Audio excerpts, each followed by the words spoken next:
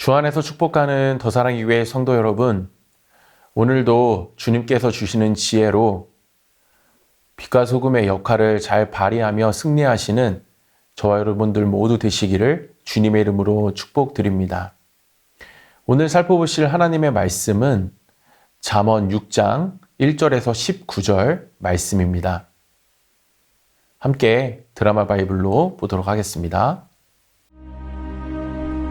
내 아들아, 내가 만일 이웃을 위하여 담보하며 타인을 위하여 보증하였으면 내 입의 말로 내가 얽혔으며 내 입의 말로 인하여 잡히게 되었느니라. 내 아들아, 내가 내 이웃의 손에 빠졌은즉 이같이 하라. 너는 곧 가서 겸손히 내 이웃에게 간구하여 스스로 구원하되 내 눈을 잠들게 하지 말며 눈꺼풀을 감기게 하지 말고, 노루가 사냥꾼의 손에서 벗어나는 것 같이 새가 그물 치는 자의 손에서 벗어나는 것 같이 스스로 구원하라. 게으른 자여, 개미에게 가서 그가 하는 것을 보고 지혜를 얻으라. 개미는 두령도 없고 감독자도 없고 통치자도 없으되 먹을 것을 여름 동안에 예비하며 추수 때의 양식을 모으느니라. 게으른 자여, 내가 어느 때까지 누워있겠느냐? 내가 어느 때에 잠이 깨어 일어나겠느냐? 좀 더 자자, 좀 더 졸자, 손을 모으고 좀 더 누워있자 하면 내 빈궁이 강도같이 오며 내 곤핍이 군사같이 이르리라. 불량하고 악한 자는 구부러진 말을 하고 다니며 눈짓을 하며 발로 뜻을 보이며 손가락질을 하며 그의 마음에 패역을 품으며 항상 악을 꾀하여 다툼을 일으키는 자라. 그러므로 그의 재앙이 갑자기 내려 당장에 멸망하여 살릴 길이 없으리라.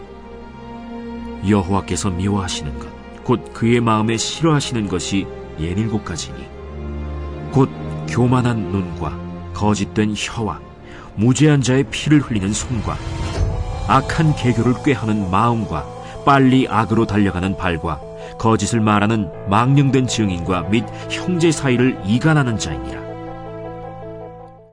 오늘 말씀은 이 공동체를 이루고 살아가는 그 우리의 일상에 있어서 이 다양한 영역들과 관계된 그러한 교훈을 기록하고 있습니다. 본문은 먼저 이 보증과 채무 문제로 인한 이 잠재적인 위험과 게으른 자에게 닥칠 피할 수 없는 이 가난의 위험을 경고하면서 이 악인의 행위와 그가 받을 보응을 언급하고 여호와가 싫어하시는 행위들을 제시하고 있습니다. 이렇게 오늘 말씀은 이 건강한 공동체를 세워가는 것에 대해서 이 구체적인 지혜와 그에 대한 행함에 대해서 기록하고 있습니다. 건강한 공동체를 세워가는 데 있어서 중요한 요소는 이 지혜입니다. 지혜가 행동을 낳고 행동이 그 공동체를 결정하게 됩니다. 개인의 신앙 수준이 결국 공동체의 신앙 수준으로 이어지게 됩니다. 그렇다면 우리는 어떤 지혜를 가지고 어떻게 행하며 공동체에 임해야 할까요? 먼저 오늘 말씀은 이 보증을 서지 말라고 경고합니다. 보증을 서게 되면 올무에 걸리기 때문입니다. 3절에서 이 이웃의 손이라고 하는데 이것은 짐승이 올가미에 걸려서 빠져나오지 못하는 상태를 의미합니다. 채무자의 채무 불이행 때문에 보증인의 미래가 그 사람의 손에 의해서 좌지우지 되는 것입니다. 그래서 결국 스스로 구원해야 하는 지경에 이릅니다. 여기서 스스로 구원하는 것은 원어로 스스로 짓밟다입니다. 자기의 오만한 콧대를 꺾을 정도로 간청하고 애원하는 겸손한 태도를 함축한 표현입니다. 보증을 서면 그 사람에 의해서 자신의 인생이 결정된다라는 것이고 거기서부터 자유해지려면 결국 그 상대에게 간청해야 하는 비극으로 갈 수 있다라는 것입니다. 이러한 관계가 위험한 것은 공동체 안에서 아름다운 교제를 하지 못하게 합니다. 그래서 결국에 하나님의 통치를 받는 것이 아니라 정말 물질의 통치를 받게 하고 그리고 상대의 통치를 받게 합니다. 이어서 저자는 게으름에 대해서 언급합니다. 제가 신방을 하면서 이 광교에 계시는 분들이 정말 열심히 사신다는 것을 보면서 도전을 받습니다. 새벽에 나가셔서 저녁 늦게 들어오십니다. 그래서 저녁 늦게 신방할 때가 있습니다. 이런 분들에게 어떻게 게으르다고 말할 수 있을까요? 또 휴일에 하루 쉬시고 주일에 하루 종일 봉사하십니다. 이런 분들에게 어떻게 게으르다고 할 수 있을까요? 그렇다면 이 게으름을 우리는 어떻게 적용해야 할까요? 영적으로 적용해야 합니다. 우리가 영적으로 게으르다라는 것은 어떻게 보면 생활적인 면에 있어서는 부지런할 수도 있습니다. 무언가 열심히 살 수 있으나 영적으로는 게을러질 수 있다라는 것입니다. 중요한 것은 열심의 방향성입니다. 영적으로 게으르다라는 것은 하나님이 주시는 목적 없이 사는 것입니다. 하나님이 주시는 비전 없이 사는 것입니다. 한마디로 하나님과 상관없이 부지런히 사는 것입니다. 그래서 우리가 경계해야 하는 단어는 조금 더입니다. 조금 더 내 뜻대로 조금 더 하나님을 멀리하게 되면 우리의 영혼은 이 강도와 군사처럼 뜻하지 않은 때에 이 빈군과 곰핍으로 습격당할 것입니다. 그 결과 막대한 피해를 받게 되고 큰 공경에 빠지게 될 것입니다. 계속해서 공동체를 세워가는 지혜는 이 언어와 품행 그리고 내면을 잘 가꾸는 것입니다. 불량하고 악한 자의 특징은 이 구부러진 말을 하는 것입니다.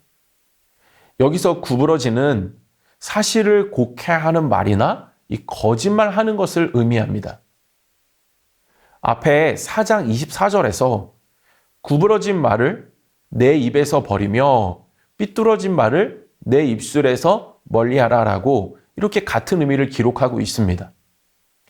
여기서 삐뚤어진 말은 이 사실을 왜곡시키고 거짓말하는 것을 말합니다. 이러한 자는 눈짓을 하고 발로 뜻을 보이고 손가락질합니다. 여기서 눈짓, 발짓, 손가락질의 외형적인 이 모습은 그들의 패역한 마음과 이 악을 꾸미는 속마음을 반영하는 것입니다.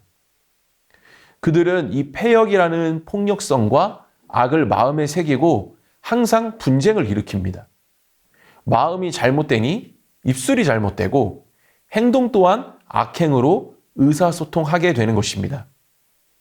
결국 이러한 사람의 행동은 내적인 악에서 기인하는 것입니다. 그 결과 어떻게 됩니까? 재앙이 갑자기 내려서 당장에 멸망하여 살릴 길이 없게 됩니다. 뿌린 대로 거두는 법칙 속에서 악을 뿌렸으니 악으로 망하게 되는 것입니다. 무언가 권력을 가지고 악한 말과 악행을 저지를 때는 뭔가 승승장구하는 것처럼 보이겠지만 결국 이러한 악은 뿌린 대로 거두게 되어져 있습니다. 그래서 잠언 4장 23절은 마음을 지킬 것을 말씀합니다. 모든 지킬 만한 것 중에 더욱 내 마음을 지키라 생명의 근원이 이에서 남이니라. 우리의 마음에 무엇을 담는가에 따라서 스스로를 지킬 수 있습니다. 뿐만 아니라 공동체를 지킬 수가 있습니다. 스스로나 공동체를 향한 그 영향력이 생명이 될 수도 편멸이 될 수도 있는 것입니다. 마지막으로 건강한 공동체를 이룰 수 있는 지혜는 하나님이 싫어하시는 것을 하지 않는 것입니다. 하나님이 싫어하시는 것은 67가지니 이렇게 기록이 되어져 있습니다.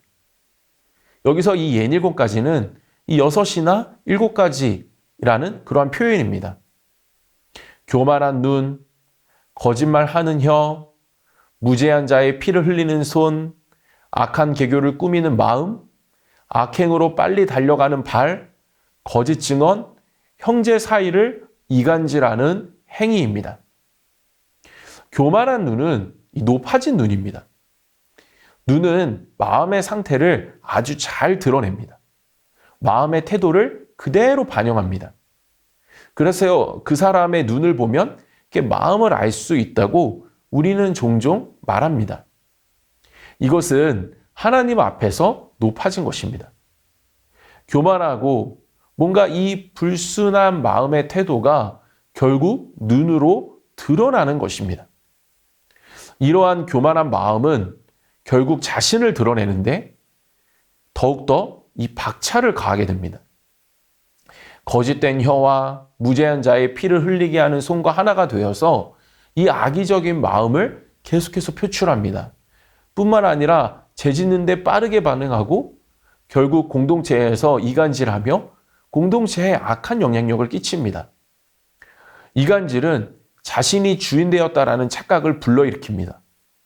뭔가 주 안에서 이 형제 자매 간에 말을 서로 다르게 하면서 이 자신의 말대로 사람들이 반응하는 것을 보면서 이 쾌감을 느끼는 것입니다. 결국 마음에서 하나님보다 높아지니 자신이 주인되고 그 주인됨의 본능으로 죄를 마음껏 지으면서 공동체까지 파괴하면서 살아가게 되는 것입니다. 그렇다면 하나님이 싫어하시는 이러한 것들로부터 벗어나서 하나님이 기뻐하시는 그러한 마음으로 선한 품행을 나타내려면 우리는 어떻게 해야 될까요? 그것은 하나님을 사랑하면 됩니다. 사랑은 이 상대가 원하는 것을 해주는 것도 있지만 상대가 싫어하는 것을 하지 않는 것도 있습니다. 진짜 상대를 사랑한다면 그 상대가 불쾌하거나 싫어하는 것을 하지 않으려고 노력해야 됩니다. 사랑하니까 그 상대를 위한 삶을 살게 되는 것입니다. 상대를 위한다라는 것은 나를 위한 것을 제거하는 것입니다. 제외시키는 것입니다. 만약 상대가 원하는 것을 내가 원하는 방식대로 해주게 되면 그것은 상대를 위한 것이 아니라 나를 위한 것이 됩니다. 상대를 위한다라는 것은 온전히 상대방에게 맞추는 것입니다. 상대방에게 맞춰서 말하고 행동하는 것입니다. 사랑을 하면 상대를 위하고 싶어지기 때문에 상대가 싫어하는 것을 하지 않게 됩니다. 물론 하나하나 하나님이 싫어하시는 목록을 보면서 우리의 삶을 돌아보는 것도 필요합니다. 그러나 더욱더 근본적으로 우리가 하나님에 대한 사랑이 과연 우리 안에 충만한지, 회개복이 필요한 것은 아닌지 돌아보는 것 또한 필요합니다. 그럴 때 이것이 율법이 아니라 사랑 안에서 진정한 선한 삶으로 우리의 인생과 공동체에 자리 잡게 될 것입니다. 말씀을 마무리하려 합니다. 건강한 공동체를 세워가려면 무엇보다 지혜가 필요합니다. 참된 지혜는 마음을 잘 지키는 것입니다. 이 마음은 하나님을 사랑할 때 하나님이 그 마음을 통치해 주시고 그 통치 속에서 지킴받을 수 있는 것입니다. 하나님이 마음에 계실 때 그 마음은 선하고 의롭게 표현될 수 있고 우리의 행함을 결정합니다. 채무자의 통치가 있으면 하나님의 통치를 못 느낄 수 있습니다. 영적으로나 본능적으로 게으르거나 나태하면 아무리 열심히 있다 하더라도 방향을 잃은 헛수고에 열심히 될 수 있습니다. 그 마음에 내가 높아져 있으면 먼저는 나를 해치고 공동체를 해치게 될 수 있습니다. 이것에서 벗어나는 해결책은 딱 하나입니다. 하나님을 사랑하는 것입니다. 저는 저와 여러분 모두가 하나님을 사랑하고 그렇기 때문에 하나님을 위해서 하나님이 싫어하시는 것을 하지 않는 저와 여러분들이 모두 되시기를 주님의 이름으로 소망합니다.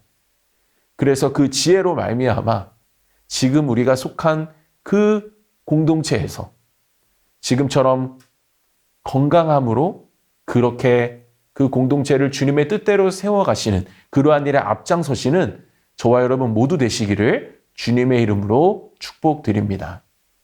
제가 기도하겠습니다. 살아계신 하나님 아버지, 우리를 공동체로 불러주시니 주님 너무나도 감사합니다. 공동체를 지키는 지혜가 우리에게 있게 하여 주시옵시고 먼저 마음을 하나님께로부터 지킴받음으로 말미암아 그 안에서 주님 주시는 생각으로 그 지혜로 행하고 그렇게 나아가는 우리가 될 수 있도록 주님이 인도하여 주시옵소서. 하나님을 사랑하게 하여 주셔서 정말 그 사랑이 충만하여서 하나님을 사랑하기 때문에 하나님이 싫어하시는 것을 하지 않는 우리가 되게 하여 주시옵시고, 그래서 하나님이 기뻐하시는 삶을 살아냄으로 말미암아 나 개인 하나의 그 신앙의 수준이 공동체로 이어져서 공동체의 신앙을 그 수준을 높이는 그러한 통로로 쓰임받는 그러한 역할을 하는 우리 모두가 되어줄 수 있도록 주님이 함께하여 주시옵소서. 주님께 모든 것 맡겨드리오며 예수님의 이름으로 기도드렸습니다. 아멘.